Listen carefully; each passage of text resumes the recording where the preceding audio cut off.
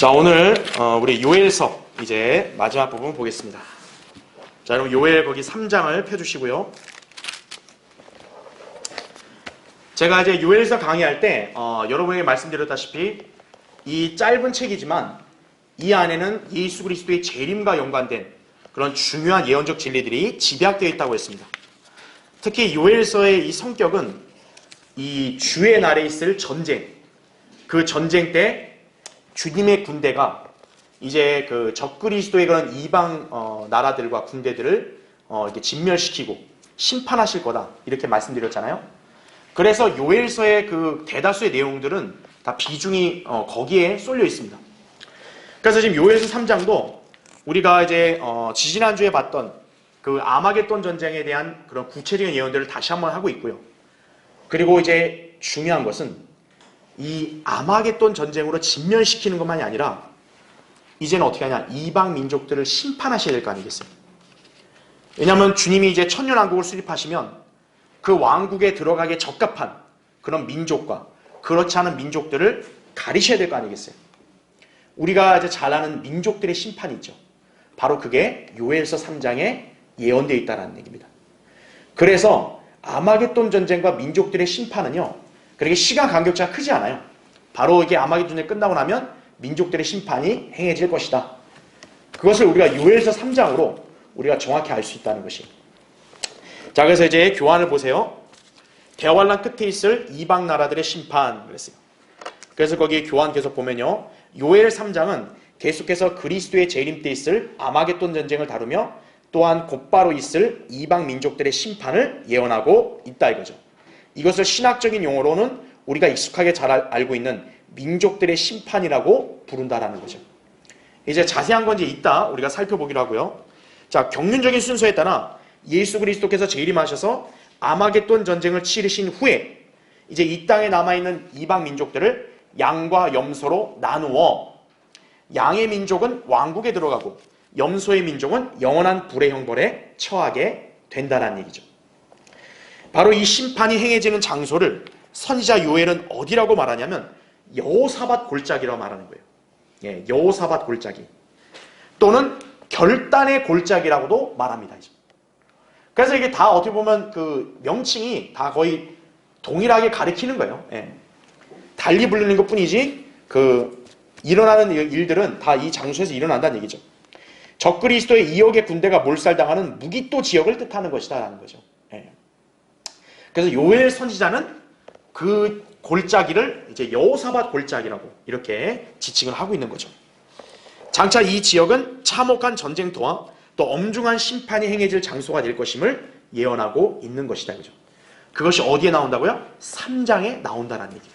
예. 그래서 오늘 이 3장을 우리가 중심으로 이러한 진리들을 한번 구체적으로 살펴보겠습니다. 자, 첫 번째 보세요. 교환에 우선 주님께서는 대환란 끝에 이방 민족들을 멸망시키고자 그들을 어떻게 한다고요? 한 곳으로 모으실 것이다 이거죠. 예. 그러니까 이방인들이 주님을 대적해서 일으키는 전쟁이지만 사실 그 이면에는 뭐예요? 하나님께서 의도하시는 거예요. 그들을 한꺼번에 진멸시키기 위해서 흩어져 있으면 안 되니까 한 곳으로 이게 집결시키는 거란 얘기죠. 예. 그러니까 아마겟돈 전쟁이 일어나는 바로 그 직전 시기에 뭐냐면 주님께서 그들을 모으시는 거예요. 그래서 여러분 거기 요엘 3장 2절을 보세요. 요엘 3장 2절에 내가 또한 모든 민족들을 모아, 자, 그들을 뭐라고 얘기합니까? 여호사밧 골짜기 아래로 데려와서 이렇게 말하죠. 예. 그러니까 주님께서는 어떤 특정 지역의 그 골짜기 아래로 그들을 다 모으시는 것이에요. 자, 그럼 이제 교환을 볼게요. 괄호 1번, 밑에 괄호 1번 보세요.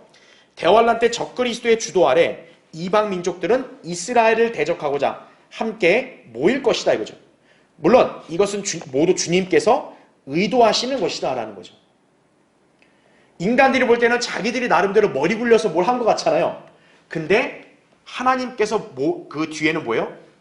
그분의 뜻 가운데서 그냥 인도하는 거예요. 이끄는 거예요. 네. 그러니까 이들이 주님보다 위대한 게 아니에요. 주님이 이미 그들의 의도를 다 알고 계시기 때문에 그들을 한 번에 진멸시키기 위해서 그들의 의도에 따라 집결시켜 주시는 거예요. 자, 그래서 스가랴 거기 14장 1절 2절 제가 표시해놨죠. 보라, 주의 날이 오나니 그러면서 뭐라고 얘기하냐면 내가 모든 민족들을 모아 그 다음 뭐라고 해요? 예루살렘을 대적하여 싸우게 하리라 이거죠. 그러니까 아마겟돈 전쟁이 일어나는 원인이 바로 여기 있는 거예요. 이 이방 민족들이 이제 이스라엘을 진멸시키려고 그래서 예루살렘으로 집결하려고 하는 마음을 갖는 거죠.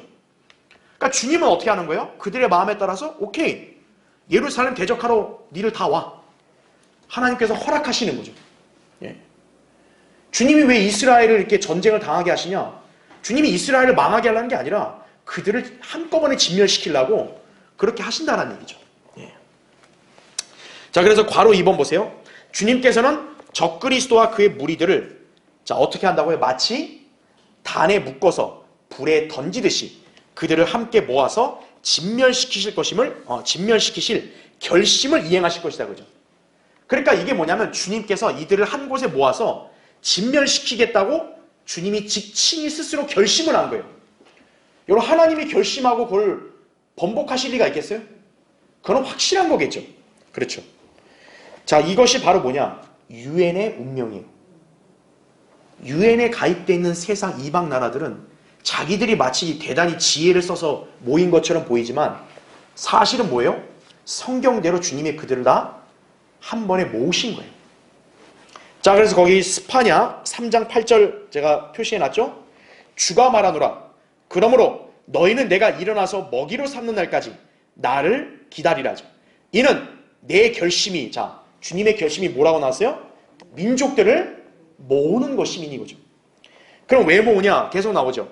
내가 왕국들을 모아서 그들을 위해 내 분노 곧 나의 모든 경로를 어떻게 한대요? 쏟으리라죠. 이는 온 땅이 내 질투의 불로 삼켜질 것임이라 이거죠. 그러니까 주님이 재림하시면 어때요? 막 재림에서 그 지난번에 강의했듯이 주의 군대와 함께 진격할 때마다 불이 일어난다 그랬잖아요. 진짜로 불태워버리는 거죠. 이게 스파냐 3장 8절의 말씀이에요. 그러니까 민족들이 한 곳에 모인다 그랬잖아요. 지금 현재 이 세상의 그 조짐이 뭐냐? 바로 유엔이죠. 지금 세상 여러 대다수의 나라들은 유엔이라는 한 집단 아래 다 어때요? 가입대에서 모여 있잖아요. 그렇죠. 예. 그러니까 사실은 인간이 의도한 거지만 이미 하나님께서 이미 다 아시고 하나님께서 어떻게 보면 그들을 모으게 허락하신 거죠. 예. 그리고 하나님께서 분노를 한 번에 쏟아버리신다는 거죠. 자, 우리가 이 사건을 어디서 참조로 볼 수 있냐? 마태복음 13장에 여러분 곡식과 알곡과 독보리 비유 있죠. 그것을 여러분 여기다가 적용시키면 되는 거예요. 독보리가 뭡니까? 한데 모아서 단으로 묶어서 불사른다 그랬잖아요. 바로 그게 교리적으로 재림 때 대환란 끝에 이루어질 심판이라는 얘기죠. 예. 이게 세상 나라들의 운명이다. 유엔의 운명이라는 거죠. 자, 괄호 3번. 이때 민족들이 모이는 장소를 요엘은 뭐라고 불렀다고요? 여호사밧 골짜기라 불렀다죠. 또 14절을 이제 보면은 뭐라고도 불리냐면 결단의 골짜기라고 합니다. 결단의 골짜기. 자, 이곳은 장차 싸움이 벌어질 어느 지역이라고요? 아마겟돈 지역이라는 거죠. 자, 아마겟돈은요. 스가랴 12장 11절에 따르면 무깃돌을 중심으로 하는 지역이다라는 거죠. 그러니까 여러분이 아셔야 될 게 아마겟돈이라는 건 굉장히 조그마한 장소를 가리키는 게 아니에요. 굉장히 광범위해요. 근데 그 아마겟돈 지역의 중심은 뭐냐? 무깃돌 골짜기라는 거예요. 그 아마겟돈 안에 무깃돌 골짜기가 있어요. 그걸로 집결하는 거죠. 그래서 재판관계 6장 33절에 보면 이스라엘 골짜기와도 연결되는 곳이기도 하다 이렇게 나와요. 그래서 이게 지리적으로 보면은 아마겟돈은 칼멜 북쪽에서부터요 남동쪽으로 요단강까지 이르는 광활한 지역인 거예요. 네.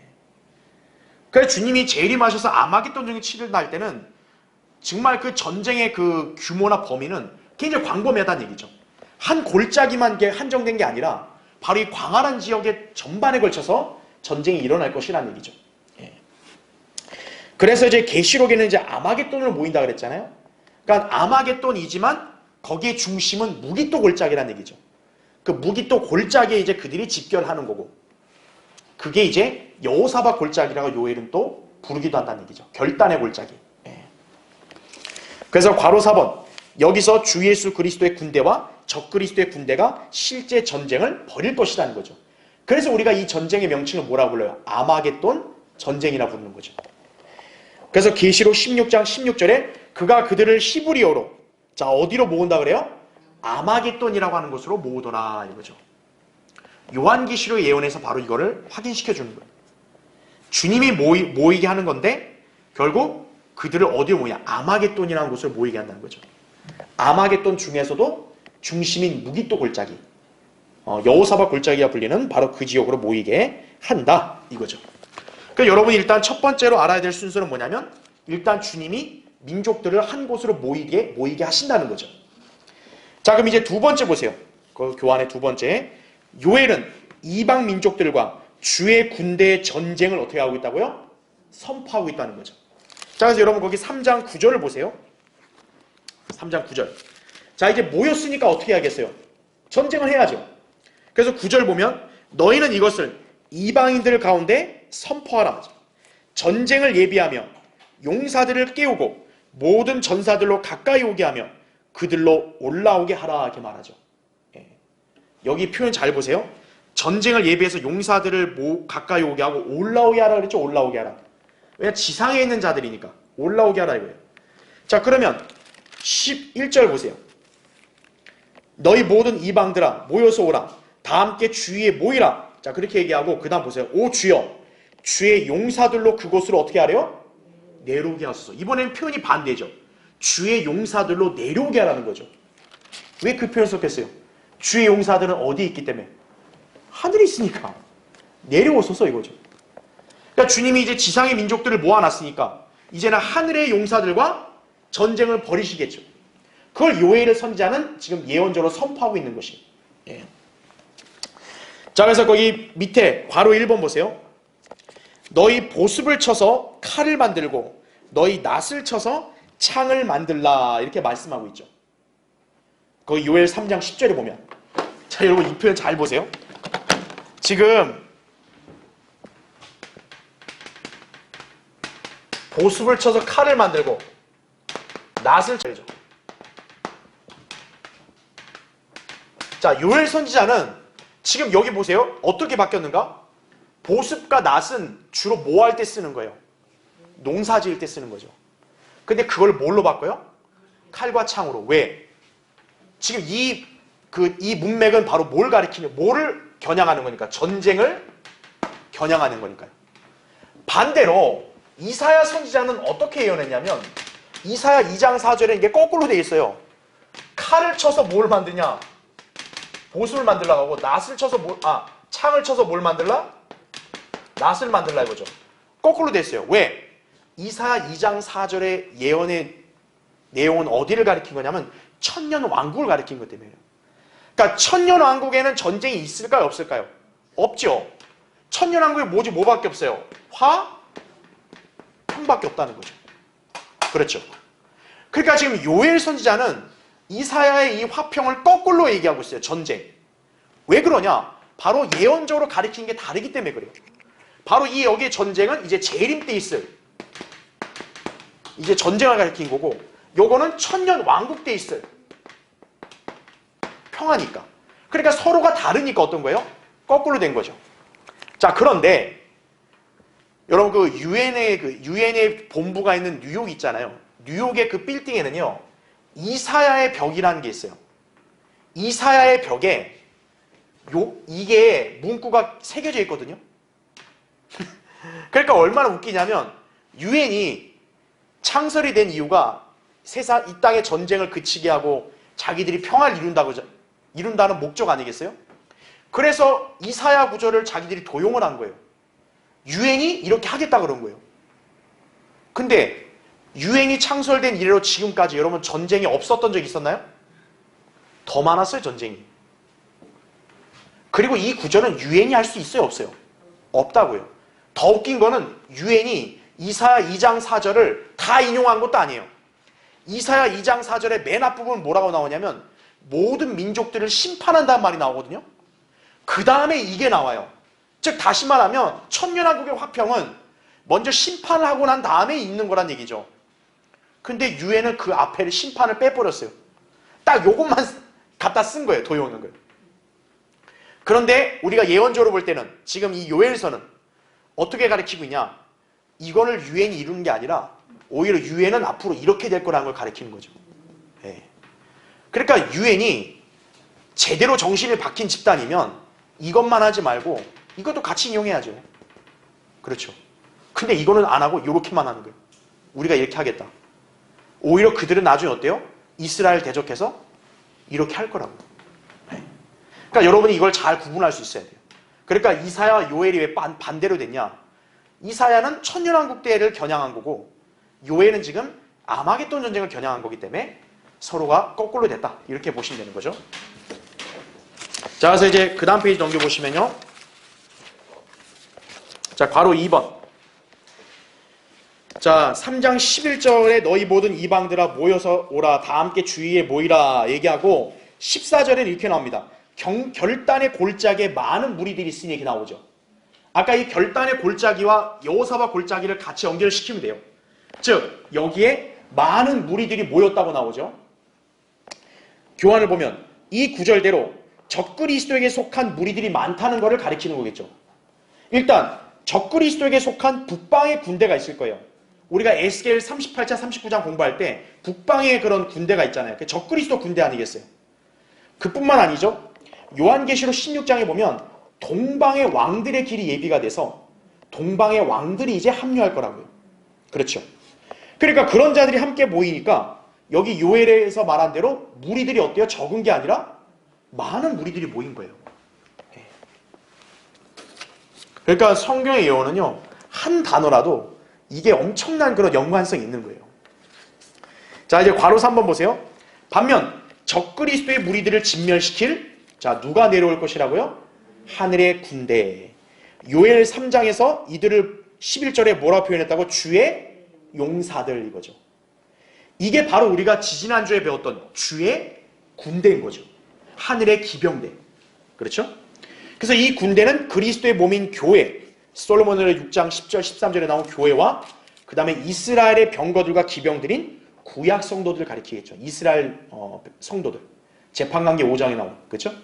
그래서 여러분 기억 더듬어 보시면 천상의 기병대는 두 부류라 그랬죠. 신부인 교회와 이스라엘이라고. 두 부류가 이제 군대로서 내려올 거라고 제가 강의했었죠. 그 다음에 이제 괄호 4번. 자, 그러니까 이제 요엘은 순서대로 예언한 거예요. 모이고 이제 적그리스도의 그런 무리들이 모이고 하늘의 군대가 내려온다는 얘기죠.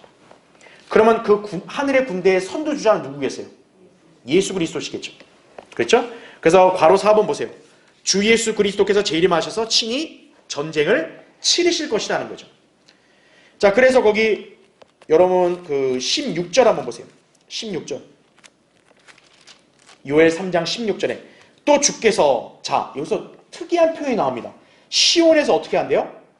포효하시고 예루살렘에서 어떻게 한대요? 그의 음성을 발하시리라 이거죠. 여러분 포효는 누가 하는 겁니까? 어떤 동물이 하는 거죠? 사자가 하는 거예요. 사자가 이 동물의 이 왕국 세계에서 확 포효하면은 동물의 왕이 나타났다는 어떤 그런 표식이 되는 거죠. 모든 동물들한테. 자, 우리 주님은 유다 지파의 사자라고 계시록 5장 5절에 나옵니다. 예. 그러니까 사자도 어떻게 보면 예수 그리스도 예표인 거예요.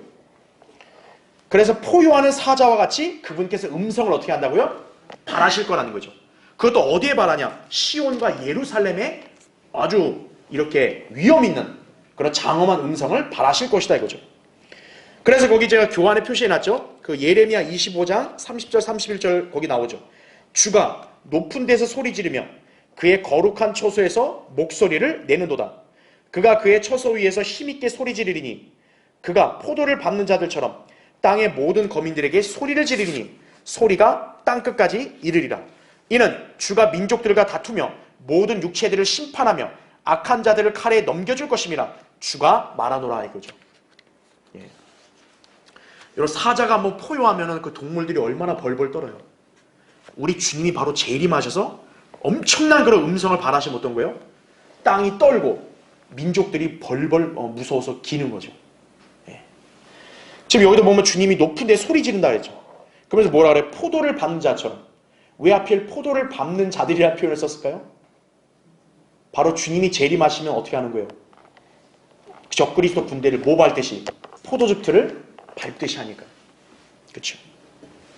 그래서 여러분 호세아 11장 10절, 아모스 1장 2절에도 역시 주님이 음성을 발하신다, 소리를 내신다라는 게 나옵니다. 지금. 그러니까 감히 덤빌 엄두가 나겠어요? 안 나죠. 자, 그래서 괄호 5번 보세요. 주님께서 홀로 전쟁을 수행하며 2억의 군대를 어떻게 하세요? 짓밟아서 죽음에 이르게 하실 것이다 라는 거죠. 자, 이것은 요엘을 어떻게 표현했냐면 거기 13절 보세요. 거기 요엘 3장 13절 보면 너희는 낫을 대라. 이는 곡식이 익었음이라. 너희는 와서 밟으라. 이는 포도즙 틀이 가득 차고 독들이 넘쳐남이니 그들의 죄악이 크기 때문이라 이렇게 나오죠. 자, 여기 특이한 표현이 나옵니다. 지금 낫을 대서 곡식을 거두란 말이 나오고 그 다음에 포도즙 틀을 어떻게 하래요? 밟으란 말이 나옵니다. 자, 이거는 정확히 어디의 예언과 일치되냐면 요한계시록 14장과 일치되는 거예요. 그럼 여러분 한번 찾아볼게요. 요한계시록 14장 한번 보세요. 자, 14장 14절 보면 또 내가 쳐다보니 보라 흰 구름이라. 그 구름 위에 인자와 같은 이가 앉았는데 그분의 머리에는 금면류관을 썼고 손에는 예리한 낫을 가졌더라. 그때 다른 천사가 성전에서 나와 구름 위에 앉으신 그분께 큰 음성으로 부르짖기를 주의 낫을 대어 곡식을 거두소서. 주께서 거두실 때가 되었으니 이는 땅의 곡식이 익었음이니이다 라고 하더라. 그러자 구름 위에 앉으신 이가 그의 낫을 땅에 대어 땅에서 곡식을 거두시더라 이거죠. 잘 아시다시피 인자와 같은 이는 누구겠어요? 예수 그리스도란 말이에요. 예수 그리스도께서 낫을 대서 어떻게 해요? 땅의 곡식들을 거두시는 거예요. 자, 그 다음에 보세요. 17절에 보면 중요한 표현 뭐라고 나옵니까? 그 후에 이거죠. 그러니까 17절 이유는 곡식과는 다른 사건인 거예요. 그러니까 주님이 먼저 낫으로 곡식을 거두고 난 후에 이거죠. 그럼 17절 보세요. 후에 다른 천사가 하늘에 있는 성전에서 나오는데 그 역시 뭘 가져요? 그러니까 이걸 막 똑같은 걸로 헷갈리면 안 된다는 거예요. 낫을 가졌어요. 근데 앞에는 주님이 낫을 갖고 곡식을 거둔 거고, 그 다음 이거 보세요. 18절 불을 다스리는 권세를 가진 또 한 천사가 제단에서 나와 예리한 낫을 가진 자에게 큰 소리로 외쳐 말하기를 너의 예리한 낫을 대어 땅에 이번에 뭘 거두래요? 포도송이를 거두라죠. 이는 그 포도들이 다 익었음이라고 하더라죠. 그러므로 그 천사가 낫을 땅에 대어 땅에 포도송이를 거두어서, 자, 이 포도송이는 어디로 들어갑니까? 하나님의 진노에 큰 포도즙 틀에 던져 넣으니라 이거죠.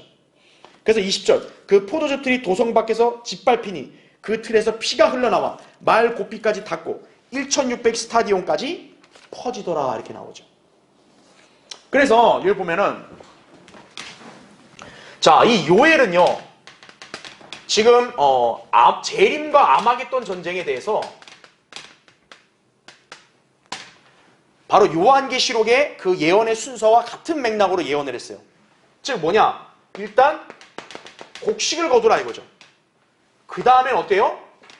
포도즙 틀이 나온 거죠. 이게 이제 13절에 나온 표현이죠.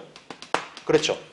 그러니까 요엘은 한 구절 안에 요한계시록 14장 14절부터 20절 그 6개 이상의 구절을 다 여기다 함축시켜 놓은 거예요. 그래서 곡식을 거두고 나면 그 후에 어떻게 하래요? 포도즙 틀에 있는 거를 다 찼다고 나오잖아요. 이게 바로 뭐냐면 계시록 14장 14절부터 20절의 사건을 나눠서 얘기한 건데, 첫 번째 여기는 곡식은 뭡니까?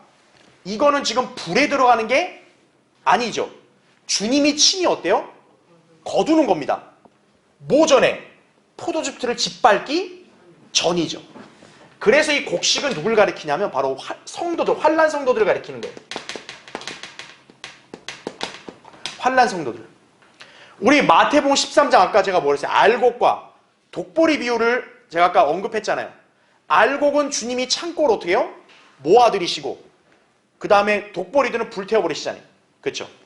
마찬가지로 환난 성도들, 곡식이 어때합니까? 낫을 대서 거둔다 그랬죠. 그게 바로 환난 성도들의 휴거를 가리키는 거죠. 즉 다시 말하면 이 아마겟돈 전쟁이 있기 전에, 바로 직전에 뭐가 있다는 거예요? 환난 성도들의 휴거가 있다는 거죠. 그래서 요한계시록에서는 이게 있고 난 그 후에라는 표현을 쓰잖아요. 그 후에. 그 후에. 그 다음에는 이제 여기서 뭘 거두냐? 곡식을 건단 말 나오지 않고 포도송이를 건단 말 나와요. 그렇죠. 이 포도송이를 어떻게 하냐? 짓밟힌다 그랬죠. 그래서 피가 넘칩니다. 바로 이건 언제 있을 사건이냐? 지상재림 때 있을 사건이죠. 고로 요엘은 지금 이 재림, 주의 날에 있을 전쟁을 이렇게 예언할 때 이 두 가지 있는 사건을 동시에 다 예언한 거예요. 즉 바로 이 전쟁은 이게 있고 그리고 이제 이때 이 전쟁이 바로 이렇게 될 것이다 라는 것을 지금 요엘은 한 구절로 집약해서 묘사하고 있는 거예요. 예. 그러니까 여러분이 그 요엘 3장 13절의 그 구절의 의미를 잘 알고 있어야 된다는 얘기죠. 예. 그래서 곡식이란 말이 나왔다 이거죠. 곡식을 거둬들이는 거는 환난 성도들의 휴거를 가리킨다. 그리고 포도주 틀을 가득 찼다. 왜요? 가득 차면 뭐 해야 돼요? 밟아서 이제 포도즙을 내야 될 거 아니에요. 바로 짓밟혀서 피가 튀어나오는 걸 가리킨다는 얘기죠. 지상재림 때 바로 이 아마겟돈 전쟁에서 피해를 당할 것을 예언하고 있다. 이렇게 여러분 이해하시면 되겠습니다. 그래서 거기 여러분 맨 밑에 동그라미 4번을 보세요. 실제로 아마겟돈 전쟁에서 주님은 홀로 그들을 짓밟아버려서 그분의 옷이 그들의 피로 적셔질 것임을 이사야 선지자가 예언했다라는 거죠. 이건 제가 옛날에 이사야 예언 강의할 때 한번 언급했어요. 그렇죠? 그래서 거기 이사야 63장 3절을 보면 나는 홀로 포도즙 틀을 밟았고라고 나오죠. 그러니까 이게 무슨 말이겠어요? 한마디로. 요한계시록 14장에서 바로 적그리스도의 그 군대를 짓밟아버리는 것을 비유적으로 묘사한 거죠. 나는 포도즙 틀을 밟았고 그 다음 보세요. 백성 중에 나와 함께한 자가 아무도 없었도다 이거죠. 왜 그럴까요? 주님이 홀로 싸우시니까. 주님이 누구의 힘을 빌려서 싸우는 게 아니라 주님이 그냥 홀로 그냥 짓밟아 버리시는 거예요. 나의 분함으로 그들을 밟고 나의 진노함 속에서 그들을 짓밟으리니 그러면 그들의 피가 내 옷에 튀어서 내가 내 의복을 모두 얼룩지게 할 것이라 이거죠. 당연하죠. 왜냐하면 2억의 군대가 다 피가 터진다고 생각해 보세요. 그래서 여기 요한계시록에 나온 대로 피가 어때? 말 곱비까지 찬다. 말 곱비까지. 그럼 주님의 옷이 당연히 적겠어요? 안 적겠어요? 2억의 군대가 한 번에 그냥 피가 다 튀어봐요. 주님의 옷이 다 젖죠. 그리고 그 피가 1600 스타디온까지 퍼진다는 거죠. 예. 그러니까 대다수 교회들은요, 이걸 문자 그대로 안 믿어요. 그냥 이거를 상징적으로, 그냥 영적으로 해석한다고요. 요한계시록에 이건 상징적인 게 아니에요. 실제로 문자 그대로 아마겟돈 전쟁 때 이렇게 된다는 얘기예요. 예. 자, 맨 밑에 괄호 6번 보세요. 한편 아마겟돈 전쟁에서는 이제 요엘 3장 15절에 나온 말씀인데요. 해와 달이 어두워지고 별들이 그들의 빛을 거두리라 라는 말씀대로 될 것이다 라는 얘기죠. 그래서 다음 페이지 보시면 이는 여호수아 때 있었던 해와 달을 서서히 내려가게 한 일이 다시금 반복될 것을 예언하는 것이다 이거죠. 이건 나중에 제가 하박국 3장 12절 할 때 다시 한번 자세히 언급하겠지만 여러분 예전에 우리 여호수아 강의할 때 아마 기억하실 거예요. 기브온 전투 때 여호수아가 태양과 달이 머무르라고 했죠. 그래서 어땠어요? 천천히 내려갔단 말이에요. 그게 바로 뭡니까? 이 대환란 끝에 이제 주님 전쟁할 때 그 일이 다시금 반복될 거라는 거죠. 왜냐하면 여호수아는 누구의 예표니까요? 예수 그리스도의 예표. 그것도 주의 군대 대장이신 예수님의 예표이기 때문에 여호수아 때 치렀던 이 초자연적인 전쟁이 재림 때 다시 재현된다는 얘기예요. 예. 그러니까 해와 달들이 빛을 잃었다. 그러니까 어둠이 계속 이어지는 거예요. 원래 시간 순서대로 빨라지는 게 아니라 계속 어둠이 이어지는 거죠. 자, 그래서 이제 괄호 7번 보세요. 결국 적그리스도와 사악한 죄인들의 최후의 발악인 아마겟돈 전쟁은 어때요? 최단시간에 끝나는 거예요. 그래도 명세계 이 땅에서는 2억 명 이상의 규모인데 그 군대를 패퇴시킨다는 게 쉽겠어요? 근데 우리 주님은 어떻다는 거예요? 최단시간에 패퇴시킨다는 거예요. 그러면 그 피해는 어떨까요? 규모가 인류 역사를 통틀어서 최대 규모의 피해가 되겠죠. 예. 주님은 단번에 승리를 쟁취하실 것이다 이거죠. 이것이 바로 주님께서 결심하시고 결단하실 일이다라는 거죠. 아까 우리 스파냐 3장 8절 할 때 주님이 민족들을 한 곳에 모으는 게 결심이라 했잖아요. 주님이 결심했다 했잖아요. 내가 다 모을 거다. 그리고 주님이 어때요? 결단하는 거죠. 이들을 이제 다 죽여버리겠다. 그래서 이 전쟁이 벌어지는 장소를 우리 요엘 3장 14절에 또 무슨 골짜기라도 불렀다고요? 결단의 골짜기를 부른 이유가 그거예요. 주님이 결단했다는 거죠. 그들과 싸우고 그들을 진멸시키기로 결단하셨다는 거죠. 그래서 이 골짜기를 여호사밧 골짜기라도 부르고 결단의 골짜기라고도 부르는 거예요. 그래서 주님께서 복수하실 날에 친히 싸우실 장소가 바로 거기다. 이제 이렇게 여러분 이해하시면 되겠습니다. 자, 그럼 이제 세 번째 볼게요. 세 번째. 자, 그럼 이 전쟁이 끝나면 곧바로 무슨 일이 있을까요? 이제 요엘 3장 아까 2절에 우리가 봤던 대로 예수님께서는 모든 민족들을 모아 그들을 여호사밧 골짜기 아래로 데려와서 그들을 어떻게 하실 거라고요? 심판하실 것이다 이거죠. 그래서 여러분이 요엘 3장을 볼 때 아마겟돈 전쟁만 있는 게 아니에요. 주님은 이제 이방 민족들을 여호사밧 골짜기에 모으게 한 다음에 이제 어떻게 하시는 거예요? 심판하시는 거예요. 바로 이게 뭐냐면 민족들의 심판인 거예요. 그러니까 여러분 한번 찾아볼게요. 마태복음 보세요. 거기 마태복음 25장.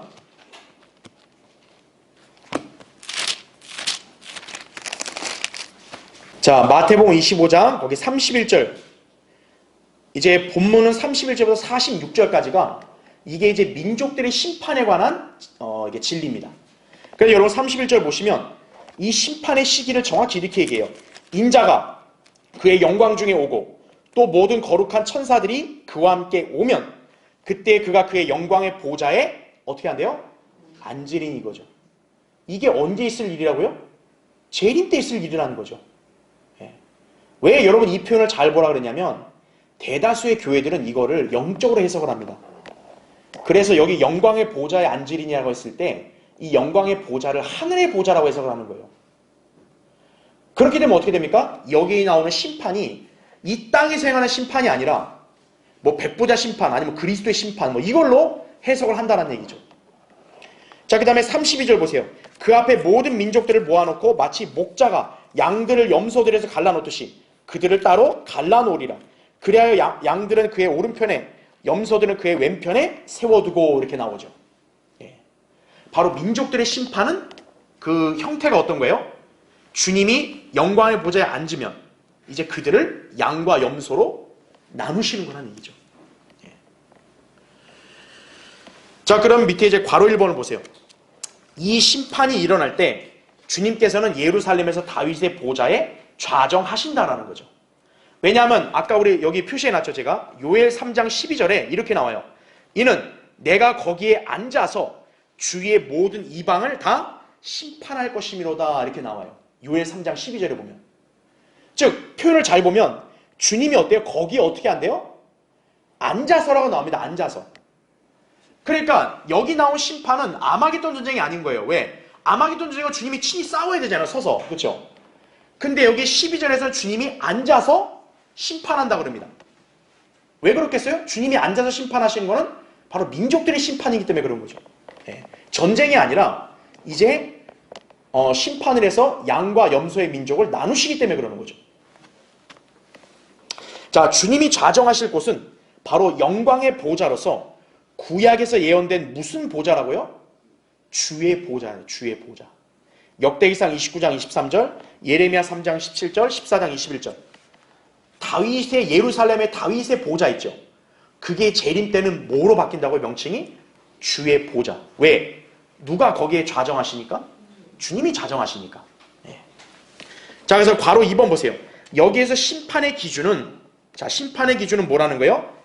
이방인들이 유대인들에 대해서 어떻게 대하였는지로 결정이 된다는 거예요. 어떻게 대하였는지.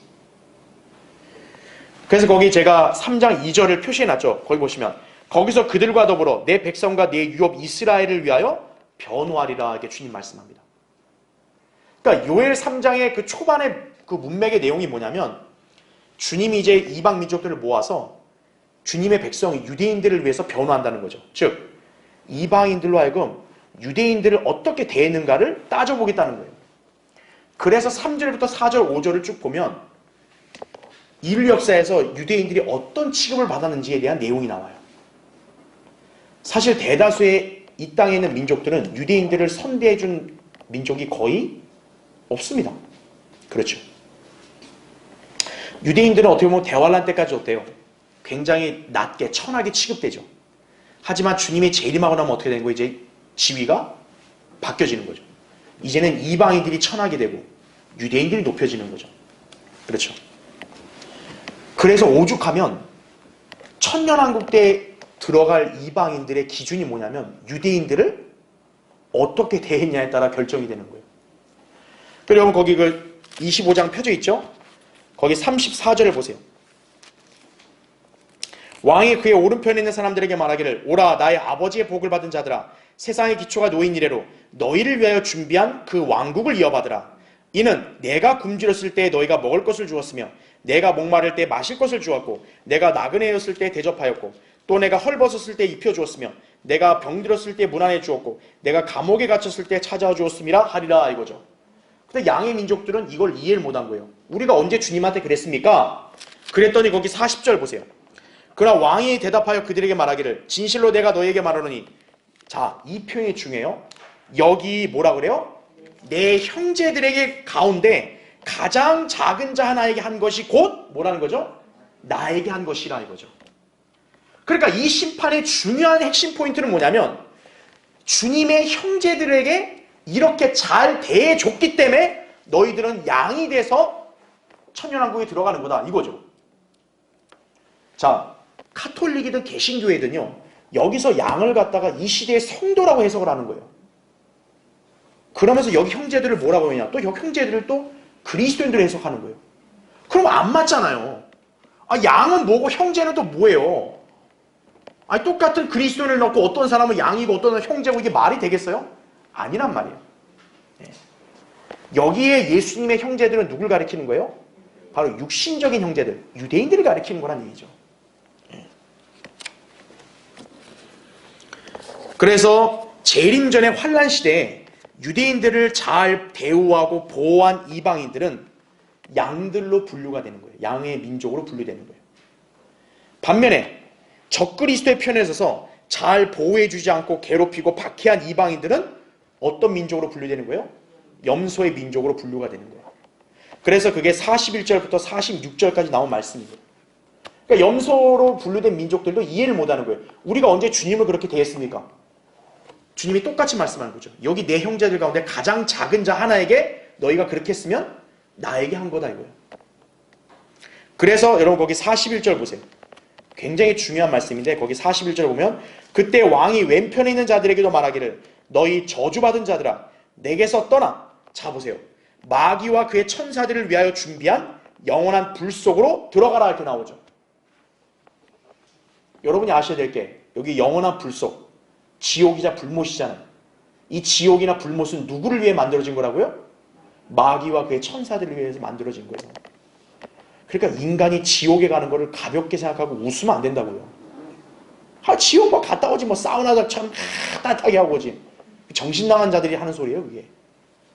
건물에 화재가 나도 도망가는 사람들이 지옥을 갔다가 아이고 화재 저 사우나에서 한번 이렇게 몸 데우지 뭐. 그 정신 나간 인간들이고요 바로. 지옥은 마귀와 그의 천사들을 위해서 만든 형벌의 장소라는 거예요. 근데 하물며 보잘것없는 인간이 그걸 견뎌요? 말도 안 되는 거죠. 네. 자, 그래서 거기 46절 보세요. 그러므로 이들은 영원한 형벌에 들어갈 것이라. 그래서 이들은 염소들이겠죠? 그러면서 계속 보세요. 그러나 의인들은 영원한 생명으로 들어가리라고 하시더라. 이렇게 나오죠. 의인들. 그러니까 의인과 여기 저주받은 악인의 구분은 뭐냐? 내 형제들, 유대인들을 어떻게 대했냐는 거죠. 그러니까 여기에 나오는 민족은 유대인이나 교회가 아니라는 거예요. 네. 여기는 바로 이 재림 때 이 땅에 남아있을 이제 이방 민족들의 심판이라는 거죠. 그 이방 민족들의 심판 중에 유대인을 대우했냐에 따라서 양으로 천년왕국에 들어가든 아니면 염소로 불못에 들어가든 결정이 되는 거죠. 그래서 요엘 3장에서 심판이란 말이 나올 때는 이방 민족의 심판을 얘기할 때는 바로 이 민족들의 심판을 가리킨다. 여러분 이렇게 이해하시면 되는 거예요. 자, 그래서 우리가 지금 이제 요엘 3장을 다시 보시면요. 그래서 우리가 지금 요엘 3장 1절부터 16절까지를 다 한 거예요. 그래서 결과적으로 다시 한번 요약하면 아하, 주님께서 민족들을 모은다 이거죠. 그리고 민족들이 적그리스도 무리들이 모이면 주님이 하늘의 군대를 이끌고 내려오셔서 전쟁을 하신다 이거죠. 최단기간에 주님께서 그들을 박살내시고 짓밟아서 피를 튀게 하신다 이거죠. 그게 요엘서의 짧은 구절들에 다 집약되어 있는 거예요. 그 다음에 어떻게 한다? 이방 그 민족들을 심판하신다. 그 심판 장소가 바로 여호사밧 골짜기가 되는 거예요. 그러니까 우리가 무기또 골짜기는 굉장히 범위가 넓잖아요. 그래서 아마겟돈 전쟁을 치르는 골짜기를 결단의 골짜기라고 엄밀히 나누면 그렇고, 여호사밧 골짜기는 이제 민족들을 심판하는 그런 장소로 이렇게 지칭이 될 수도 있다. 이렇게 보시면 되는 거예요. 그러니까 똑같은 거라 할지라도 범위가 크기 때문에, 그래서 이렇게 명칭이 달라지는 것은 좀 더 엄밀히 나누면은 결단의 골짜기는 싸우는 것이고 여호사밧 골짜기는 심판하는 것이고 이렇게 나눌 수도 있다. 이렇게 이해하시면 됩니다. 자, 그럼 이제 마지막 5번째 보세요. 천년왕국 때 예루살렘에 거하실 주 하나님입니다. 주님께서 재림하셔서 적그리스도 세력을 멸망시키고 민족들을 심판하신 다음 마침내 천년왕국을 수립하시고 친히 시온에 거하실 것이다 이거죠. 그러면 예루살렘은 대환란 기간 동안 영적으로 소돔과 이집트와 같이 불결한 상태에 있다가 마침내 거룩하게 될 것이다라는 거죠.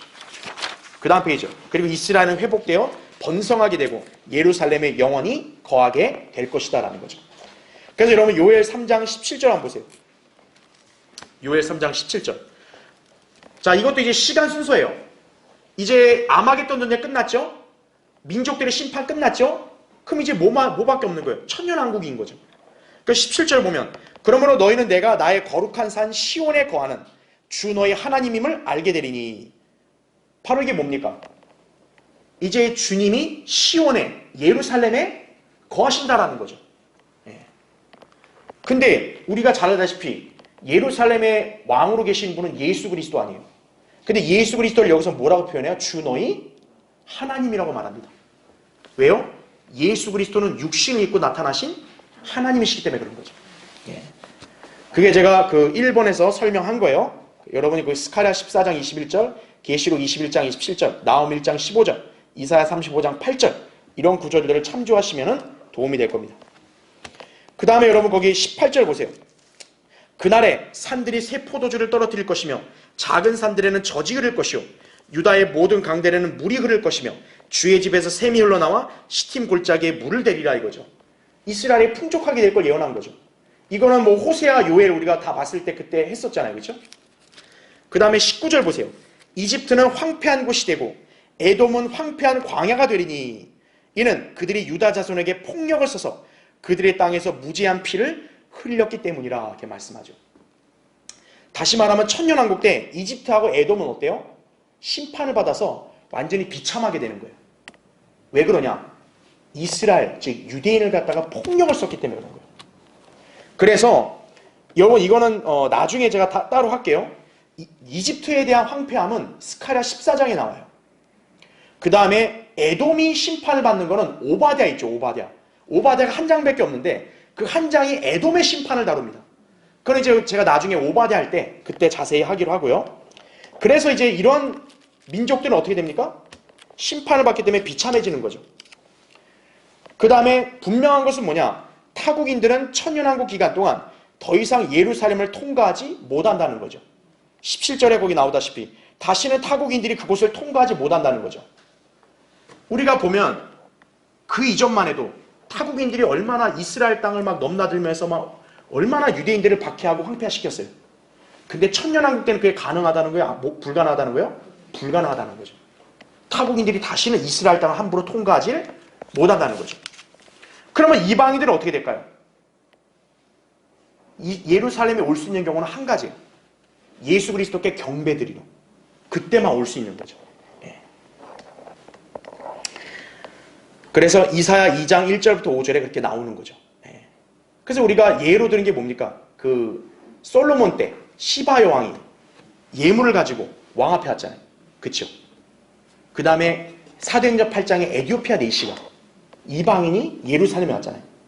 그런 게 다 바로 뭐냐면 천년왕국 때 이방인들이 주님께 경배드리러 온 것에 대한 예표라는 거죠. 그게. 네. 자, 그 다음에 밑에 3번을 보세요. 거기 교환에. 그러나 유다는 영원히 거할 것이요 예루살렘은 대대로 거하리라 20절에 나오죠. 이 구절은 문자적으로 유대인의 회복에 대한 예언이죠. 그동안 유대인들은 얼마나 그 땅에서 많이 쫓겨났어요. 하지만 이제는 어떻다는 거예요? 다시는 쫓겨나지 않는다는 거죠. 영원히 거한다는 얘기죠. 그래서 그게 아모스 9장 15절에 나온 예언하고 맥을 같이 하는 거예요. 내가 그들을 그들의 땅에다 심으리니 그들이 다시는 내가 그들에게 주었던 그들의 땅에서 뽑히지 아니하리라. 주 너의 하나님이 말하노라. 이렇게 나온 거죠. 그 다음에 이제 네 번째 4번이 중요합니다. 자, 이게 21절에 나온 건데 거기 21절 보세요. 나는 내가 깨끗게 하지 않았던 그들의 피를 깨끗게 하리니 이는 주가 시온에 거함이라. 이렇게 말씀하죠. 자, 천년왕국 때 주님이 이제 시온에 계시니까 이스라엘의 죄들은 어때야 돼요? 용서받고 사해져야 되잖아요. 주님께서 이제 그들의 그 불결한 피를 깨끗하게 하신다는 거예요. 자, 그래서 교환해 보세요. 괄호 1번. 하나님의 은혜로 이스라엘이 민족적으로 회복될 때 그들의 죄들은 어떻게 됩니까? 사해질 것이다. 그죠? 그래서 로마서 11장 26절부터 27절에 나오죠. 그리하여 온 이스라엘이 구원을 받으리라. 기록된 바 구원자가 시온에서 와서 야곱에게서 어떻게 한대요? 경건치 아니한 것을 제거하리라. 그죠? 이는 내가 즉 주님이 어떻게 하신대요? 그들의 죄들을 없앨 때라고 나오죠. 바로 재림 때 어때요? 주님이 이스라엘의 죄들을 다 사하시는 거죠. 그래서 여기 나온 대로 피를 깨끗게 하지 않았던 피를 깨끗게 한다. 그 말씀이 그건 거예요. 이스라엘의 죄를 다 사하신다는 얘기죠. 그래서 괄호 2번 보면 이것은 주님께서 이스라엘과 맺으실 새 언약과 연관된다는 거죠. 우리 언약 공부할 때 배웠죠? 천년왕국 때 이스라엘과 맺을 새 언약. 히브리서 8장에 나오죠. 그 언약 중에 하나가 뭐냐면 언약의 내용 중에 하나가 내가 그들의 불의에 대하여 자비를 베풀며 그들의 죄들과 불법들을 다시는 기억하지 아니하리라는 거죠. 이스라엘 죄가 완전히 용서된 거죠. 그럼 이제 괄호 3번. 그러면 비로소 주의 임재하심으로부터 새롭게 되는 때가 올 때 너희 죄들이 지워지리라 라는 말씀이 성취되는 것이에요. 사도행전 3장 19절. 베드로가 사도행전에 했던 설교가 이때서 이제 성취가 되는 거예요. 네. 하나님께서는 이들을 용서해 주실 뿐만 아니라 이들이 민족으로서 기념할 것을 요구하신다는 거죠. 바로 천년왕국 성전 때 다시 한번 하나님을 경배하는 거죠. 민족적 기념으로. 그렇죠. 자, 그래서 결론적으로 보세요. 요엘은 이스라엘의 마지막 회복에 관해 언급하며 짧은 예언을 마칩니다. 요엘은 아마겟돈 전쟁, 민족들의 심판에 관련된 거의 모든 사건을 다루고 있다는 거죠. 그러니까 짧은 책이라서 우리가 경시하면 안 된다는 거예요. 이 한 구절 한 구절 안에는 이런 심오한 예언적 진리들이 담겨 있다는 거예요. 이스라엘과 유다는 용서받고 깨끗하게 되어 영원히 회복될 것이다 라는 거죠. 그러니까 요엘 선지자는 이스라엘의 회복을 예언할 때 어느 측면을 강조한 거냐면 이방인들을 진멸시키고 심판하심으로써 이스라엘이 회복되고 그 부분으로 예언을 전개하고 있다. 여러분이 이해하시면 되는 겁니다. 자, 그래서 요엘서는 마치고요. 이제 다음 시간에 우리가 아모스 이제 살펴보도록 하겠습니다.